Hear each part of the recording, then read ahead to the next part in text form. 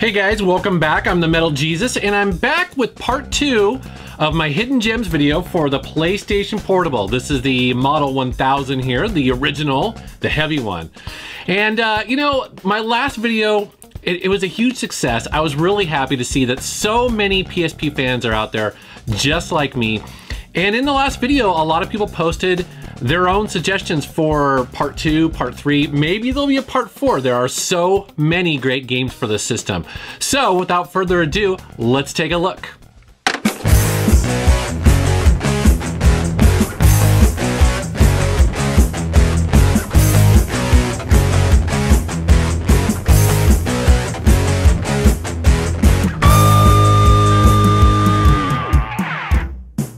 Gurumin, a Monstrous adventure, is a 3D action platforming game similar in gameplay to Zelda. You play as a young girl named Perrin who travels to live with her grandfather in a small town that surprisingly doesn't have any other children.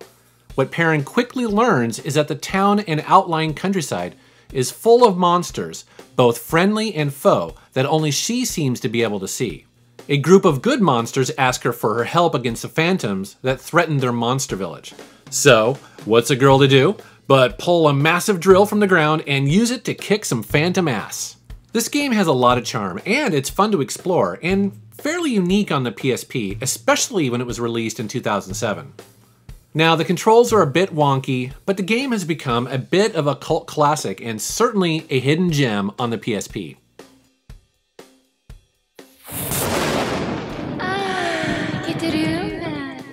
Gitaroo Man Lives is a rhythm music game that got its start on the PlayStation 2.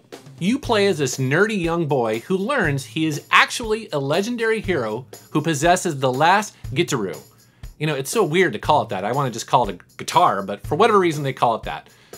This device allows him to transform into a guitar-shredding spaceman. Now, think Ace Frehley of Kiss, but with way more wacky Japanese influence. Gameplay goes back and forth between charging and attacking, while guarding incoming musical notes from your opponents. The graphics are fun, and the music is pretty great, with a mix of rock and J-pop. There are over a dozen original songs included, and the level of challenge ranges from casual to, oh my god, I need more caffeine. This music rhythm game has just enough originality to keep me coming back. Plus, it's all about being an intergalactic guitar shredder. I mean, how cool is that? Pursuit Force Extreme Justice. Pursuit Force Extreme Justice! There we go. Is a sequel to a PSP original arcade racing / shooting game that is unlike any other I've ever played. You are commander of a special police unit known as Pursuit Force that is trying to take down gangs, bank robbers, pirates, and other terrorists in this over-the-top and cheesy game. The real meat of this game is the balance between racing your car while shooting your guns to take down the baddies. Occasionally, if you get close enough to the other enemy, you can leap out of your car and land on the other, shooting it out on the hood. This keeps the pace of the game extremely high. The sequel also introduces a new, easier difficulty mode, which is nice because the original was kind of a pain. Plus, there are more unlockables as well as more gameplay types. You race cars, fire Gatling guns in first-person view, battle on foot, and a lot more.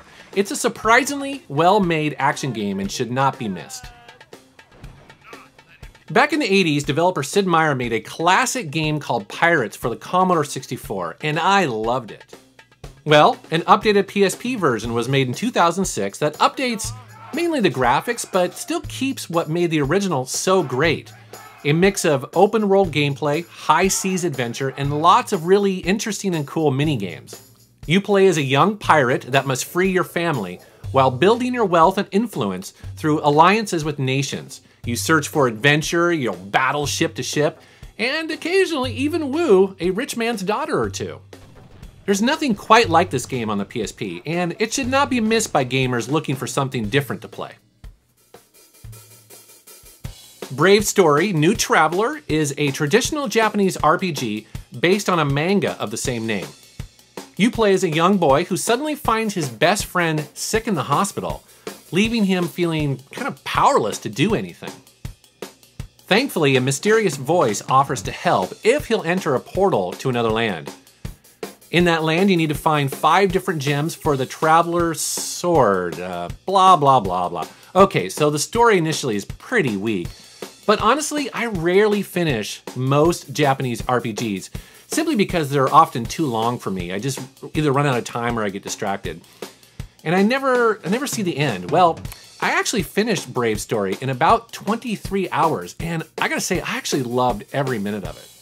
The characters are silly and interesting, and the turn-based combat engine is one of the highlights.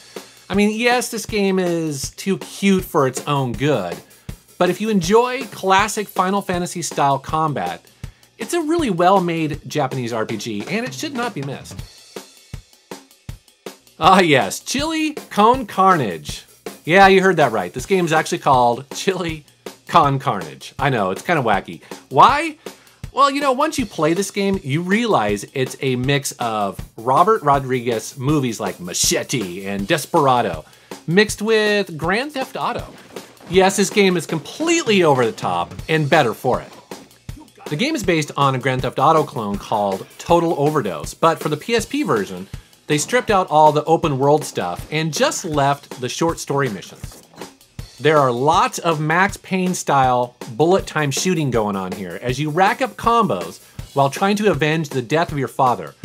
Is it original? Hardly. But it's hilarious, and you know, nobody seems to know about it. It's definitely a hidden gem.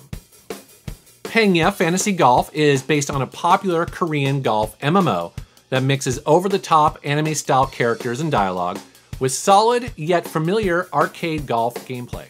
I really like the Hot Shots golf series, and this is very similar to that.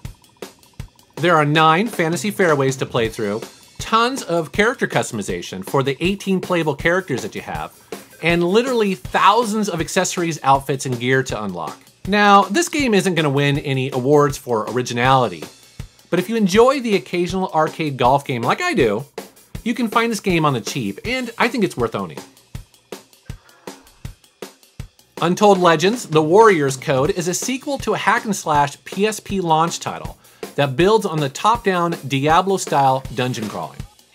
The story pits you against a powerful warlord, endless baddies to slaughter, and lots of loot to pick up. This is a pretty massive game with over 45 areas to explore, 5 characters to choose from, each with their own special moves. New to the series is a beast form you can temporarily transform into for faster and more powerful attacks. Now, this isn't exactly an original game idea, but it's a solid action RPG for gamers looking for a decent Diablo clone on the go. So that's a quick look at the PSP. I love that handheld, but you know what? I have a question for you guys. I'm curious, if you are a collector like me, what game or games made you decide to get the original PSP? Now for me, I got it at launch, and it was the 2 racing games that were awesome for it. It was Wipeout Pure and Ridge Racer. I was super excited to get that actual big console experience when it comes to racing games in the palm of my hand. I mean, back in 2005, that was really unheard of. And so I was really excited to get these 2 games for that. And that's what sold me on the PSP. I'm curious, I mean, what games sold you on the PSP when it first came out? Or maybe you just bought it last week. Whatever the case may be. As always, I want to thank you for watching my channel, and thanks for subscribing. Take care.